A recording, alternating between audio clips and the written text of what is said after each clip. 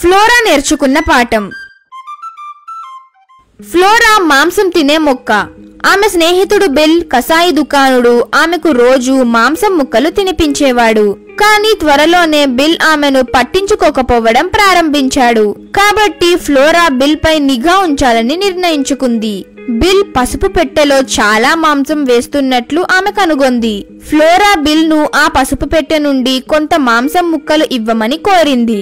Bill దాని గురించి ఆలోచించకు ఫ్లోరా అని సమాధానం ఇచ్చాడు. ఫ్లోరాకి చాలా బాధగా అనిపించింది మరియు బిల్ పై చాలా కోపంగా ఉంది. బిల్ దుకాణం నుండి బయటకు వెళ్ళినప్పుడు ఆమె పెట్టెలోని మాంసం తినాలని నిర్ణయించుకుంది. ఆ రాత్రి ఫ్లోరా ఇక తినలేనంత వరకు మాంసం తిన్నది. మరుసటి రోజు ఉదయం తప్పిపోయిన మాంసం గురించి ఫ్లోరాను బిల్ అడిగాడు. మొదట మాంసం ఎలా తప్పిపోయిందో తనకు తెలియదని ఫ్లోరా చెప్పింది. కానీ చివరికి ఆమె ఒప్పుకుంది. ఇది విన్న బిల్ షాక్ అయ్యాడు. అతను, ఫ్లోరా, పసుపు పెట్టెలోని మాంసం విషపూరితమైందని నీకు తెలుసా అని అరిచాడు.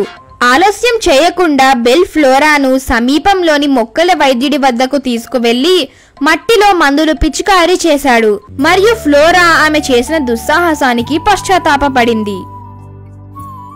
అరే ఫ్రెండ్స్, సబ్స్క్రైబ్ చేయండి.